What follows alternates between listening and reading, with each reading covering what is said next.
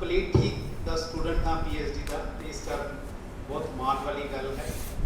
ਮੇਰੇ ਨਾਲ ਆਏ ਡਾਕਟਰ ਅਸ਼ਨੀ ਭਾਜੀ, ਮੇਰੇ ਰਾਕੇਸ਼, ਡਾਕਟਰ ਰਾਕੇਸ਼ ਜੋ ਕਿ ਪ੍ਰਿੰਸੀਪਲ ਨੇ B.Ed ਕਾਲਜ ਜੰਮੂ ਵਿੱਚ, ਕਠੂਆ ਡਿਸਟ੍ਰਿਕਟ ਹੈ, ਤੁਸੀਂ ਸੁਣਿਆ ਹੋਣਾ।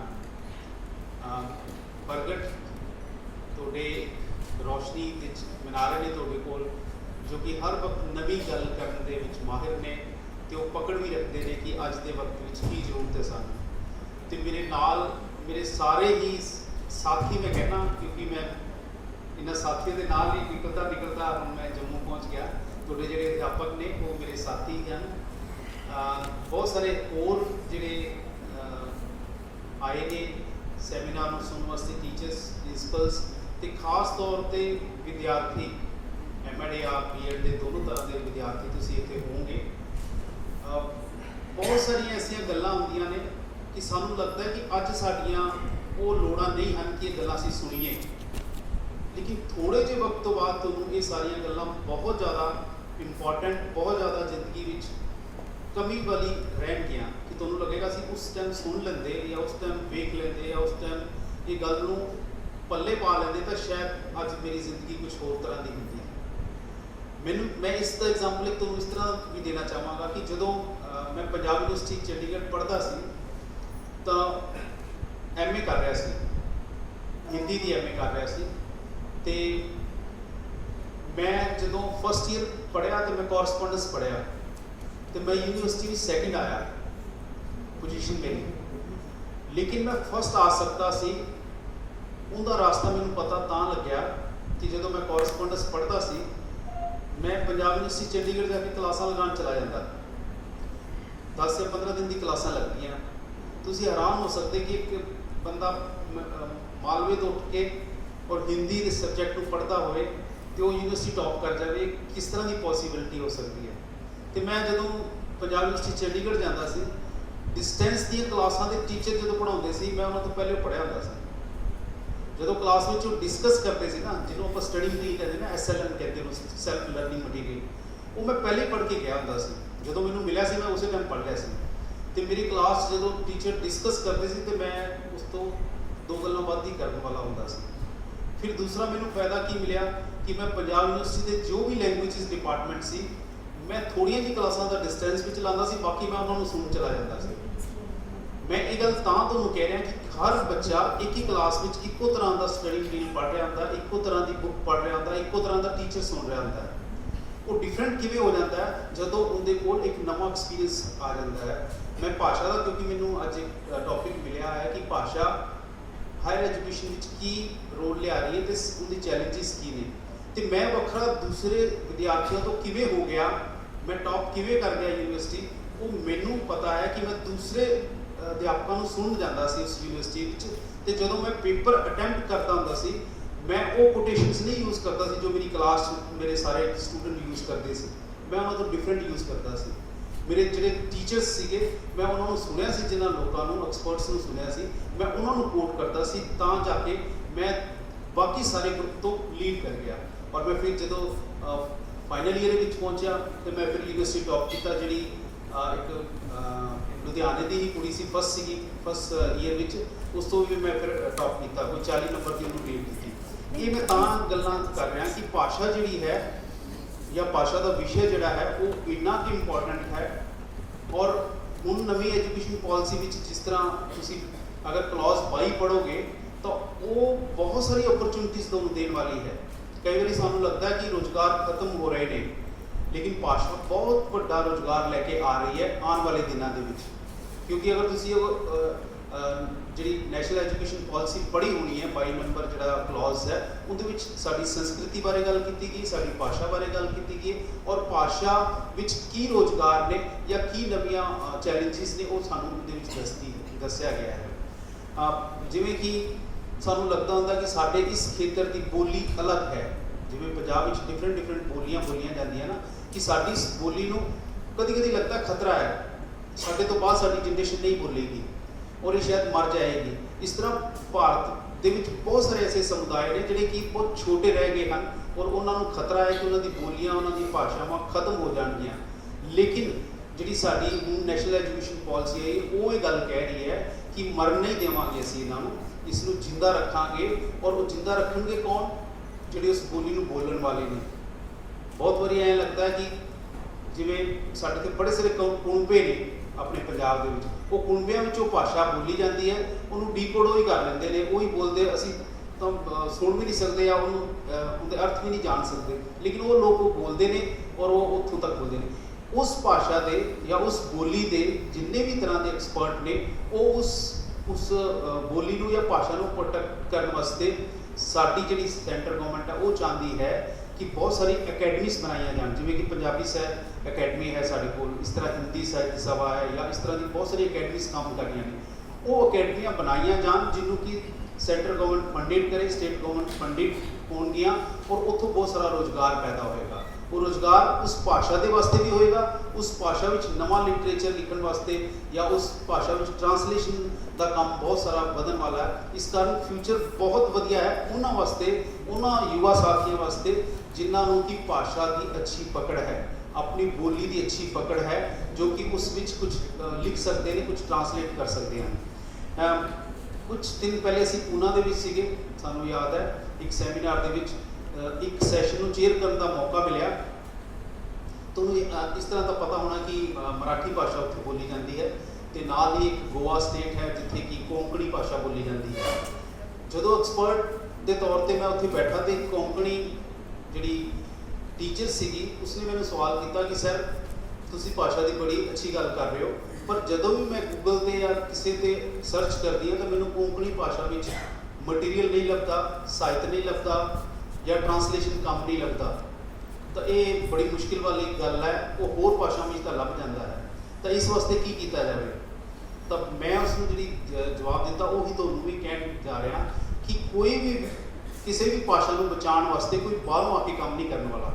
ਜਾਂ ਅਸੀਂ ਗੂਗਲ ਟਰਾਂਸਲੇਟਰ ਵੀ ਬਹੁਤ ਸਾਰੇ ਲੋਕ ਯੂਜ਼ ਕਰਦੇ ਹੋਵਾਂਗੇ, ਉਹ ਜਿਹੜੀ ਟਰਾਂਸਲੇਸ਼ਨ ਕਰਦੇ ਹਨ ਉਹ ਅਰਥ ਦੇ ਅਨਰਥ ਕਰ ਦਿੰਦੇ ਹਨ, ਉਹ ਜਿਹੜੀ ਭਾਸ਼ਾ ਦੀ ਜਿਹੜੀ ਸੀਕੁਐਂਸ ਨੂੰ ਤੋੜ ਦਿੰਦੇ ਹਨ ਜਾਂ ਉਸਦੇ ਅਰਥ ਹੋਰ ਤਰ੍ਹਾਂ ਦੇ ਬਣਾ ਦਿੰਦੇ ਹਨ।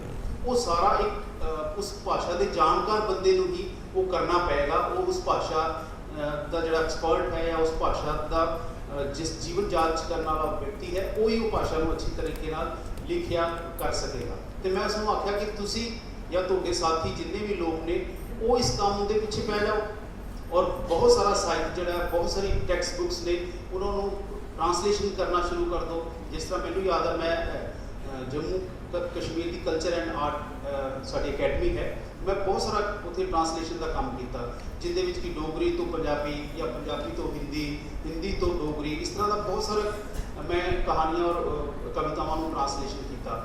ਔਰ ਉਹ ਕੰਮ ਸਾਨੂੰ ਕਰਨਾ ਪਏਗਾ, ਸਾਡੀ ਭਾਸ਼ਾ ਵਾਸਤੇ ਕੋਈ ਦੂਸਰਾ ਬੰਦਾ ਆ ਕੇ ਤਾਂ ਕਰਨ ਵਾਲਾ ਨਹੀਂ ਹੈ। ਇਸ ਕਾਰਨ ਜਦੋਂ ਅਸੀਂ ਕਰਾਂਗੇ, ਨੈੱਟ ਕੀ ਹੈ ਜਾਂ ਗੂਗਲ ਕੀ ਹੈ, ਉੱਥੇ ਜੋ ਚੀਜ਼ ਤੁਸੀਂ ਸਰਚ ਕਰੋਗੇ ਪਹਿਲੇ ਹੋਏਗੀ ਤਾਂ ਉਹ ਨਿਕਲੇਗੀ ਨਾ ਉੱਥੋਂ, ਤਾਂ ਹੀ ਉਹ ਯੂਜ਼ ਕਰ ਸਕੇ। ਅਤੇ ਭਾਸ਼ਾ ਵਿੱਚ ਬਹੁਤ ਸਾਰੇ ਐਵਨਿਊਜ਼ ਨੇ ਜਿਹਦੇ ਨਾਲ ਕਿ ਤੁਸੀਂ ਨਵਾਂ ਰੁਜ਼ਗਾਰ ਲੈ ਸਕਦੇ ਹੋ। ਇੱਕ ਹੋਰ ਵੀ ਗੱਲ ਹੈ, ਬਿਨਾਂ ਭਾਸ਼ਾ ਤੋਂ ਕਿਤੇ ਵੀ ਤੁਸੀਂ ਆਪਣਾ ਜਿਹਨੂੰ ਕਹਿੰਦੇ ਨਾ ਟੀਚਿੰਗ ਲਰਨਿੰਗ ਪ੍ਰੋਸੈਸ ਪੋਸੀਬਲ ਨਹੀਂ ਕਰਨਾ। ਅਤੇ ਜਿਸ ਕੋਲ ਅੱਛੀ ਭਾਸ਼ਾ ਹੈ, ਪਕੜ ਹੈ, ਉਹੀ ਆਪਣੀ ਕਲਾਸ ਤੱਕ, ਆਪਣੇ ਬੱਚਿਆਂ ਤੱਕ ਪਹੁੰਚ ਸਕਦਾ ਹੈ। ਮੈਨੂੰ ਯਾਦ ਆਉਂਦਾ ਹੈ ਕਿ ਮੈਂ ਬਹੁਤ ਸਾਰੇ ਸਕੂਲਾਂ ਵਿੱਚ ਪੜ੍ਹਾਇਆ ਐਜ਼ ਏ ਗਵਰਨਮੈਂਟ ਟੀਚਰ, ਅਤੇ ਕਿਉਂਕਿ ਮੈਂ ਮਾਲਵੇ ਦਾ ਸੀ ਅਤੇ ਮੈਨੂੰ ਜੋਬ ਮਿਲ ਗਈ ਪੁਆਧੀ ਦੇ ਏਰੀਏ 'ਚ, ਜਾਂ ਜਿਹਨੂੰ ਕਹਿੰਦੇ ਕਿ ਰੋਪੜ ਦੇ ਡਿਸਟ੍ਰਿਕਟ ਦੇ ਏਰੀਏ ਦੇ ਵਿੱਚ।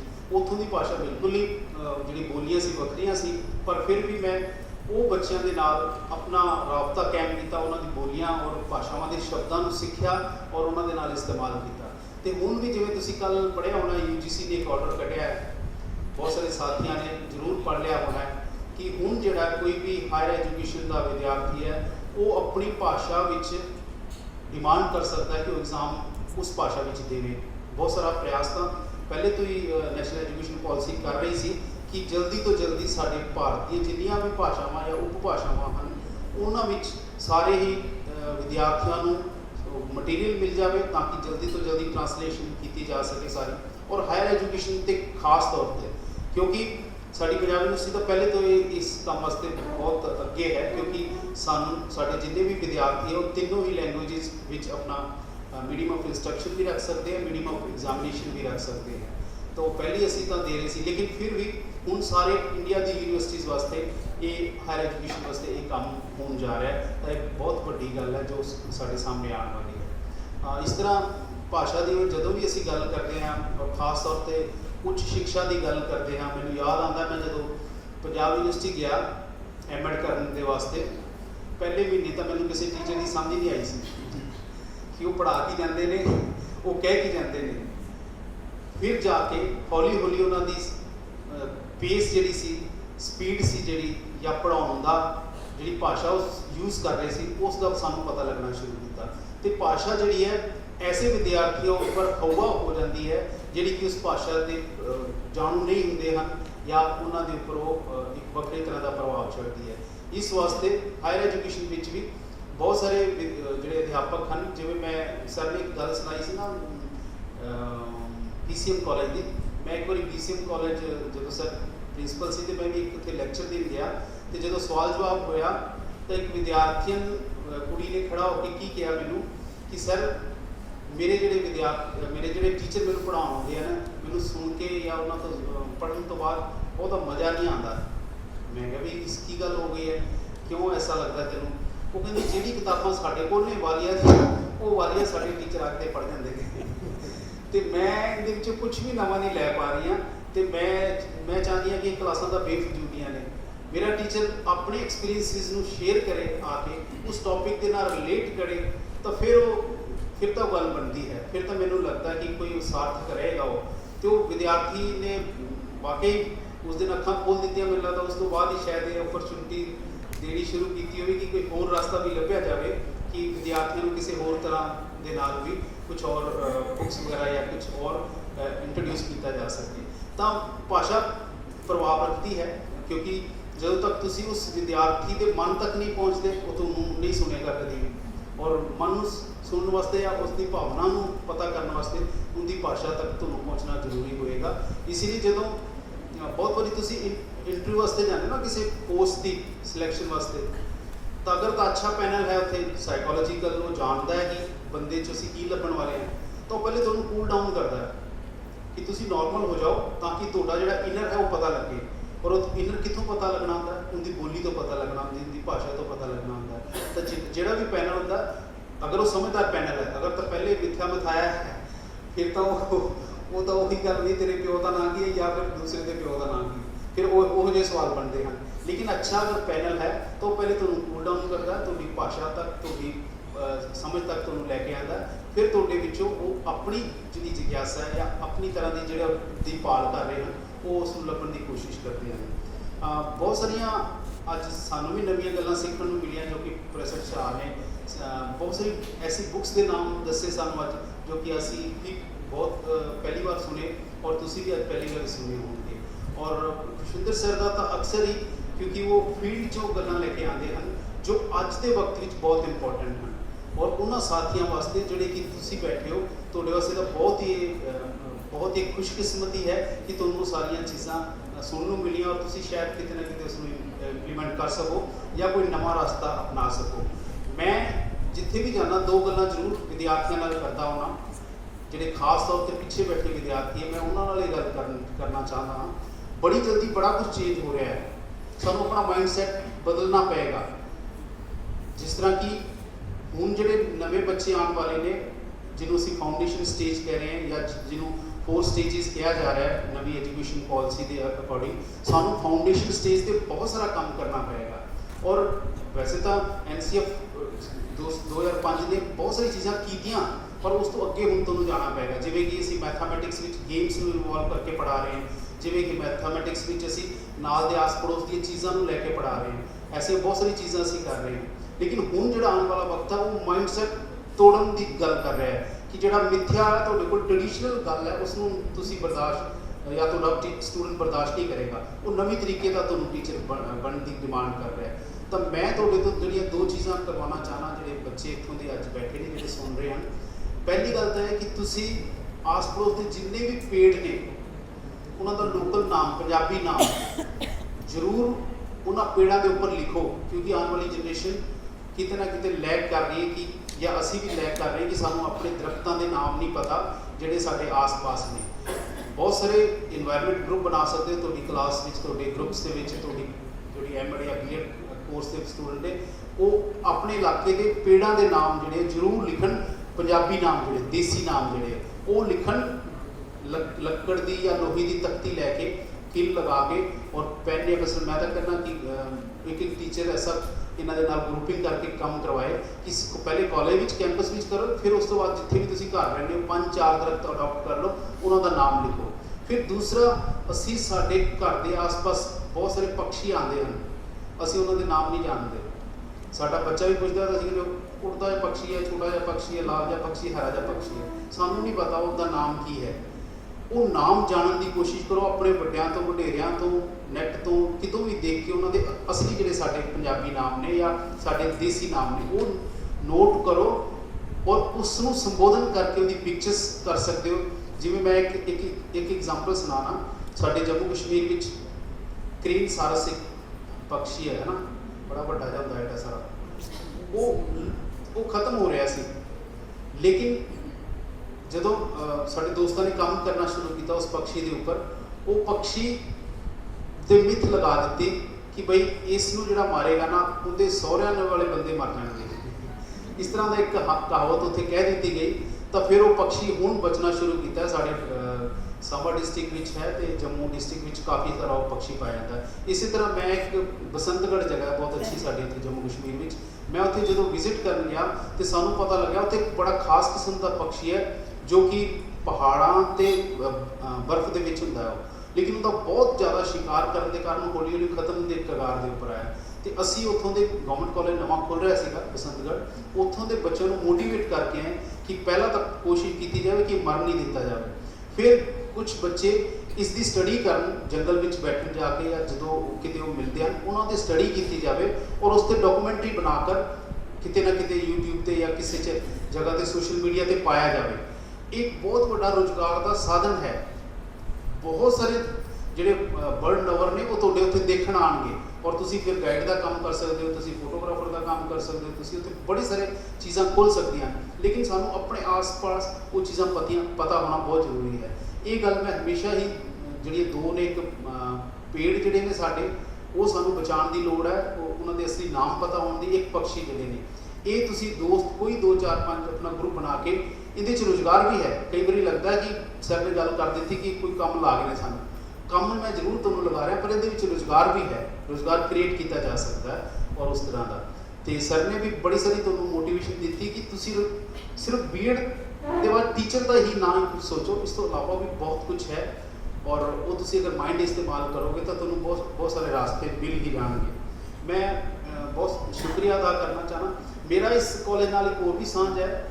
ਮੈਂ ਜਦੋਂ ਬੀਐਡ ਕਰਦਾ ਸੀ ਤੇ ਮੈਂ ਇੱਕ ਵਾਰੀ ਇੱਥੇ ਆਇਆ, ਰਾਤ ਨੂੰ ਅਸੀਂ ਇੱਥੇ ਰੁਕੇ, ਸਵੇਰੇ ਸਾਡਾ ਕਬੱਡੀ ਦਾ ਮੈਚ ਸੀ। ਸੁਧਾਰ ਕਬੱਡੀ ਵਾਸਤੇ ਜਾਣਿਆ ਜਾਂਦਾ ਹੈ ਪੂਰੇ ਪੰਜਾਬ ਵਿੱਚ, ਕੀ ਬਾਹਰ ਦੁਨੀਆ ਤੱਕ ਜਾਣਿਆ ਜਾਂਦਾ ਹੈ। ਤੇ ਸਾਨੂੰ ਉਦੋਂ ਤੱਕ ਪੰਜਾਬ ਸਟਾਈਲ ਕਬੱਡੀ ਦੇ ਬਾਰੇ ਨਹੀਂ ਪਤਾ ਸੀ ਕਿ ਪੰਜਾਬ ਸਟਾਈਲ ਕਬੱਡੀ ਕੀ ਹੁੰਦੀ ਹੈ। ਅਸੀਂ DAV ਹੋਰ ਪੜ੍ਹਦੇ ਸੀ ਤੇ ਟੀਮ ਲੈ ਕੇ ਆ ਗਏ। ਅਸੀਂ ਤਾਂ ਜਿਹੜੀ ਉਹ ਨੈਸ਼ਨਲ ਲੈਵਲ ਕਬੱਡੀ ਵਾਲੀ ਟੀਮ ਬਣ ਕੇ ਆਏ ਸੀ। ਸਾਨੂੰ ਨਹੀਂ ਪਤਾ ਸੀ ਕਿ ਕਬੱਡੀ ਹੋਰ ਤਰ੍ਹਾਂ ਦੀ ਕਬੱਡੀ ਹੁੰਦੀ ਹੈ। ਤੇ ਰਾਤ ਅਸੀਂ ਇੱਥੇ ਰੁਕੇ, ਤੁਹਾਡੀ ਉਹ ਜਿਹੜੀ ਤੁਹਾਡੀ ਡਿਗਰੀ ਕਾਲਜ ਦੀ ਮੈਸ ਹੈ ਉੱਥੇ ਖਾਣਾ ਖੁਣਾ ਖਾਇਆ। ਉੱਥੇ ਰਾਤੀ ਇੱਕ ਜਿਹੜਾ ਤੁਹਾਡਾ ਪਲੇਅਰ ਸੀ ਬੜਾ ਅੱਛਾ ਕੋਈ, ਉਹਦੇ ਨਾਲ ਥੋੜ੍ਹੀ ਜਿਹੀ ਬਹਿਸਬਾਜ਼ੀ ਹੋ ਗਈ। ਤੇ ਸਵੇਰੇ ਜਦੋਂ ਮੈਚ ਹੋਣਾ ਸੀ ਤੇ ਅਸੀਂ ਕਿਹਾ ਵੀ ਪਹਿਲੇ ਸਾਨੂੰ ਖੇਡ ਕੇ ਦਿਖਾਓ ਹੁੰਦੀ ਕਿਸ ਤਰ੍ਹਾਂ ਦੀ ਕਬੱਡੀ ਹੈ। ਜਦੋਂ ਮੁੰਡੇ ਖੇਡਣੇ ਸ਼ੁਰੂ ਹੋਏ, ਸੁਧਾਰ ਦੇ ਮੁੰਡੇ ਖੇਡਣੇ ਸ਼ੁਰੂ ਹੋਏ ਤੇ ਥੱਪੜੀ ਤੇ ਬੁਰੀ ਹਾਲਤ ਕਰਦੀ ਉਹਨਾਂ ਨੇ। ਇੱਕ ਹੋਰ ਟੀਮ ਆਈ ਹੋਈ ਸੀ ਤੇ ਅਸੀਂ ਤਾਂ ਉਹ ਦੇਖ ਕੇ ਘਬਰਾ ਗਏ ਕਿ ਬਈ ਬਹੁਤ ਕੁੱਟ ਪੈਣੀ ਹੈ। ਤੇ ਇਹ ਉਹ ਸਾਂਝ ਵੀ ਹੈ 1994 ਦੀ, ਜਦੋਂ ਮੈਂ ਇੱਥੇ ਪਹਿਲੀ ਵਾਰੀ ਆਇਆ ਸੀ ਸੁਧਾਰ, ਤੇ ਉਹ ਕਬੱਡੀ ਦੇਖ ਕੇ ਹੀ ਬੜਾ ਦੰਗ ਰਹਿ ਗਿਆ ਕਿ ਬਈ ਬਹੁਤ ਖਤਰਨਾਕ ਕਬੱਡੀ ਹੈ। ਲੇਕਿਨ ਅਸੀਂ ਖੇਡੇ ਫਿਰ ਵੀ, ਥਰਡ ਆਏ ਸੀਗੇ ਉਸ ਟੂਰਨਾਮੈਂਟ ਦੇ ਵਿੱਚ ਜਦੋਂ ਇੱਥੇ ਅਸੀਂ ਆਏ। ਤਾਂ ਇੱਕ ਉਹ ਯਾਦ ਹੈ। ਤੇ ਬਹੁਤ ਬਹੁਤ ਸ਼ੁਕਰੀਆ ਪ੍ਰਗਟ ਦਾ, ਖੁਸ਼ਵਿੰਦਰ ਸਾਹਿਬ ਦਾ, ਮਨੂ ਮੈਡਮ ਦਾ, ਰਸ਼ਪਾਲ ਦਾ, ਸਾਰੇ ਹੀ ਦੋਸਤ ਜਿਨ੍ਹਾਂ ਨੇ ਕਿ ਮੈਨੂੰ ਯਾਦ ਕੀਤਾ ਕਿ ਮੈਂ ਇੱਥੇ ਆਇਆ ਤੇ ਤੁਹਾਡੇ ਨਾਲ ਗੱਲਬਾਤ ਕਰ ਸਕਾਂ। ਤੇ ਬਹੁਤ ਬਹੁਤ ਸ਼ੁਕਰੀਆ। ਇੱਕ ਸ਼ੇਅਰ ਦੇ ਨਾਲ ਮੈਂ ਆਪਣੀ ਗੱਲ ਖਤਮ ਕਰਾਂਗਾ। ਸਾਰੇ ਉਹਨਾਂ ਦੋਸਤਾਂ ਵਾਸਤੇ ਜਿਹੜੇ ਹਮੇਸ਼ਾ ਹੀ ਇੱਕ ਦੂਜੇ ਨੂੰ ਸਲਾਹ ਦਿੰਦੇ ਰਹਿੰਦੇ ਨੇ ਕਿ ਮੇਰਾ ਜ਼ਮੀਰ ਹੀ ਬਹੁਤ ਹੈ ਮੁਝੇ ਸਜ਼ਾ के लिए, मेरा ज़मीर ही बहुत है मुझे सज़ा के लिए, तो दोस्त है नसीहत ना कर खुदा के लिए। Thank you.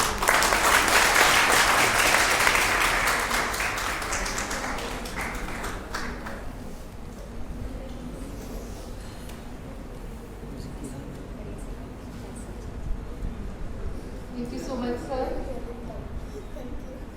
Sir, yes, we truly agree that on the importance of role played by the local languages in the field of education in general and research in particular. We will be able to practice research in a better way with the help of our local languages. Thank you so much, sir. We at GLG Khalsa College of Education extend a warm welcome to Principal Dr. Neetu Ori. Welcome, ma'am, in the seminar. Now it's time to present a token of appreciation for our esteemed guest of the day, our resource persons and our guests. And I would like to request Dr. Pagat Singh Garcha, our worthy principal, Dr. Manu Chadda, IQAC coordinator, for felicitation ceremony of our resource persons.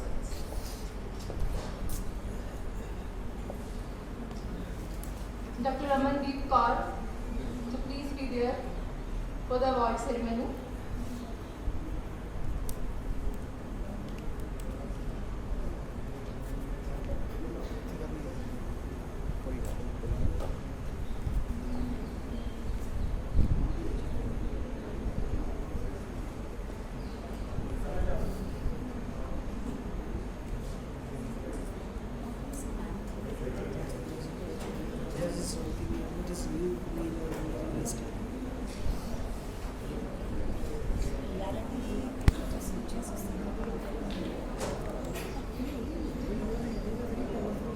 I would like to request Professor Arvind Jha to kindly be on the stage.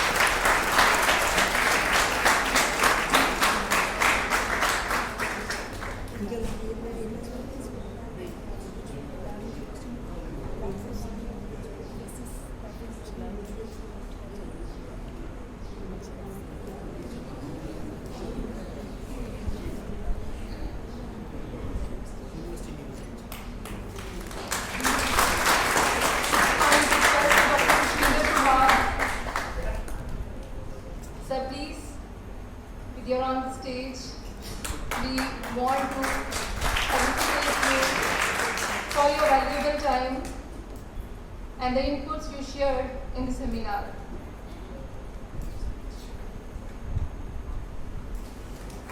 It's a kind request to Dr. Jaspal Singh.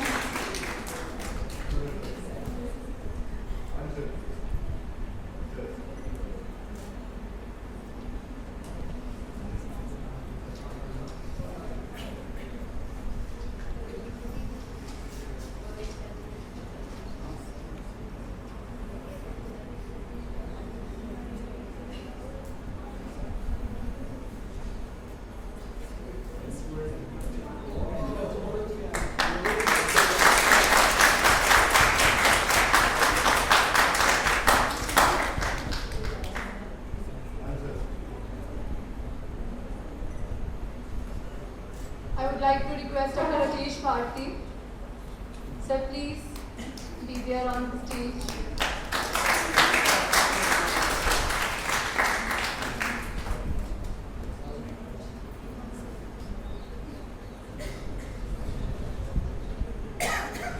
Esteemed guest Dr. Rakesh Sharma.